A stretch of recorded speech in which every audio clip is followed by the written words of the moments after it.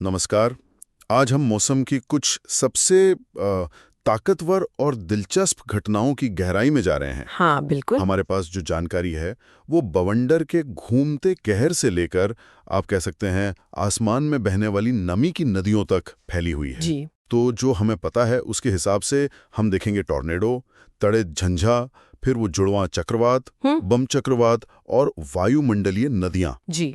हमारा मकसद है समझना कि ये सब कैसे बनते हैं, इनका असर क्या होता है, अच्छा और बुरा दोनों। सही है। और कुछ हाल की मिसालें भी देखेंगे, जैसे लीबिया में डैनियल तूफान वाली बाढ़ या अमेरिका में बम चक्रवात, इनका जिक्र है। हाँ, उनकी बात हुई है। तो चलिए शुरू करते हैं टॉर्नेडो यानी बवंडर से। पता चलता है कि ये छोटे दिखते हैं पर होते बड़े विनाशकारी हैं। बिल्कुल, ये ज्यादातर वसंत और गर्मी में बनते हैं। अच्छा, कैसे? होता ये है कि जमीन पर हवा का दबाव बहुत कम हो जाता है, एक केंद्र सा बन जाता है। हम्म। और फिर हवा तेजी से उस केंद्र की तरफ घूमती हुई ऊपर उठती है, एकदम कीप या फनल जैसी शक्ल में। और रफ्तार सुनने में आया बहुत ज्यादा होती है। हाँ, हवा की रफ्तार 400 से 800 किलोमीटर प्रति घंटा तक पहुंच सकती है। जाहिर है, बेहद विनाशकारी। हाँ, जाहिर है। 2023 में अमेरिका में ओक्लाहोमा, टेक्सास, मिसिसिपी, वहाँ आए बवंडरों का जिक्र भी है। जी। लेकिन एक दिलचस्प बात यह भी है कि इनके कुछ पॉजिटिव असर भी हो सकते हैं, जैसे बीजों का फैलना। हाँ, ये एक पहलू है जो अक्सर नजरअंदाज हो जाता है।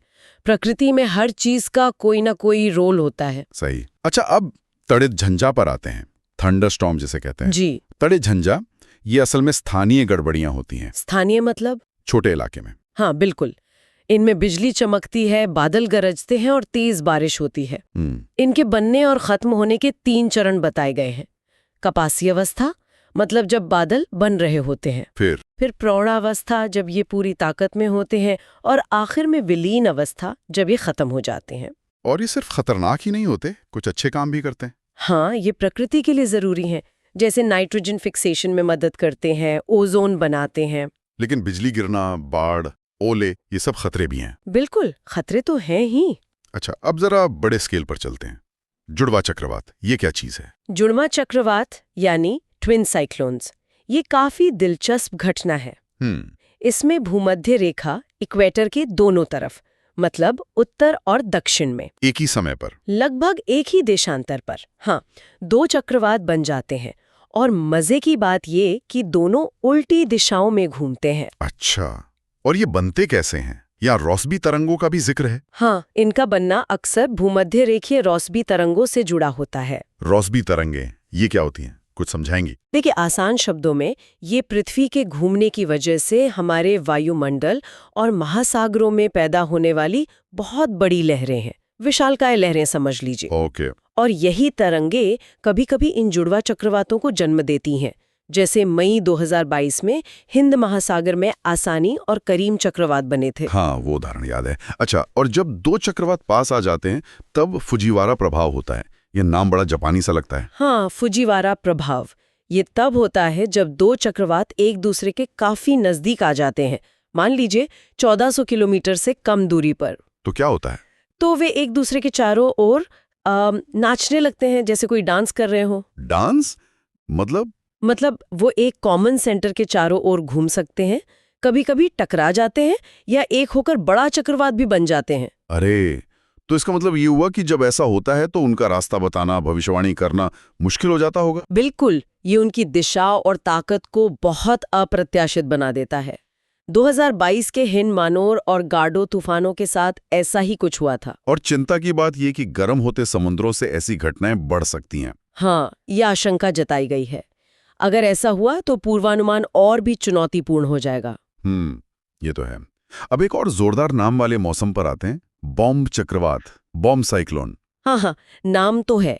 ये नाम इसकी रफ्तार की वजह से पड़ा है। रफ्तार? हाँ, बम चक्रवात असल में एक मध्य अक्षांशीय चक्रवात है जो बहुत बहुत तेजी से ताकतवर बनता है। कितनी तेजी से?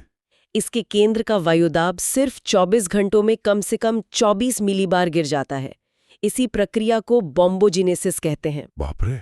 और ये बनता कैसे? ये तब बनता है जब ठंडी हवा का बड़ा सा मास गर्म हवा के मास से टकराता है, खासकर गर्म समुद्री पानी के ऊपर। और इसका असर भारी बर्फबारी, तेज हवाएं। जी हाँ, भारी बर्फबारी, तूफानी हवाएं और तटों पर बाढ़, ये सब इसके असर है। ये हरिकेन जैसा नहीं है। नहीं, ये हरिकेन से अलग है। हरिकेन अपनी ऊर्जा गर्म समुद्र से लेते हैं, ट्रॉपिकल इलाकों में बनते हैं। बम चक्रवात ठंडी और गर्म हवा के टकराव से बनते हैं, ज्यादातर मध्य अक्षांशों में। समझ गया। चलिए आखिर में बात करते हैं वायुमंडलीय नदियों की, एटमॉस्फेरिक रिवर्स। क्या मतलब है इसका? सच में आसमान में नदियां हैं? हाँ, एक तरह से कह सकती हैं। हाँ। अच्छा। जानकारी इन्हें वायुमंडल में नमी के लंबे पतले जैसे गलियारे होते हैं ना, वैसे बताती है। ये उष्णकटिबंधीय इलाकों से, मतलब ट्रॉपिकल रीजन से भारी मात्रा में पानी की भाप लेकर ध्रुवों की तरफ बढ़ते हैं। कितनी भारी मात्रा? कभी कभी तो इनमें मिसिसिपी नदी के बहाव से भी ज्यादा पानी होता है, भाप के रूप में। अरे वाह। और जब ये जमीन से टकराते हैं, खासकर पहाड़ों से, तो ये सारी नमी एकदम से भारी बारिश या बर्फ के रूप में नीचे आ जाती है। अच्छा, तो ये पानी सप्लाई के लिए जरूरी भी है? पाइनएप्पल एक्सप्रेस का जिक्र है शायद। हाँ बिल्कुल, पश्चिमी अमेरिका के लिए पाइनएप्पल एक्सप्रेस बहुत महत्वपूर्ण है।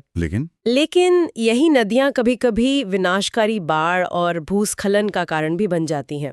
बहुत ज्यादा पानी एक साथ आ जाता है। और यहाँ भी जलवायु परिवर्तन का एंगल है। जी, आशंका ये है कि जलवायु परिवर्तन से ये और ज्यादा तीव्र हो सकती हैं, ज्यादा नमी लेकर आ सकती हैं। तो आज हमने देखा कि मौसम कितना नाटकीय और शक्तिशाली हो सकता है। बिल्कुल। बवंडर और तड़ित झंझा के छोटे मगर भयंकर रूप से लेकर जुड़वां चक्रवातों और फुजीवारा प्रभाव के जटिल इंटरैक्शंस तक। और बम चक्रवात की विस्फोटक तेजी से लेकर वायुमंडलीय नदियों के विशाल नमी प्रवाह तक। इन सभी घटनाओं के बनने के तरीके और उनके असर, अच्छे और बुरे दोनों, इन स्रोतों से काफी कुछ पता चला। हाँ, चाहे वो प्रकृति के लिए नाइट्रोजन बनाना हो या फिर इंसानों के लिए बाढ़ और तबाही लाना। और जाते जाते एक सवाल जो दिमाग में आता है, जो इन स्रोतों से ही उभरता है, जिस तरह फुजीवारा प्रभाव और वायुमंडलीय नदियों पर जलवायु परिवर्तन का असर पड़ने की आशंका है, उसे देखते हुए इन जटिल और शायद ज्यादा ताकतवर होती जा रही मौसम की घटनाओं का पूर्वानुमान लगाने और उनके लिए तैयार रहने के लिए हमें अपनी क्षमताओं को कैसे बेहतर बनाना होगा, ये सोचना जरूरी है। बिल्कुल, ये एक बड़ा सवाल है भविष्य के लिए।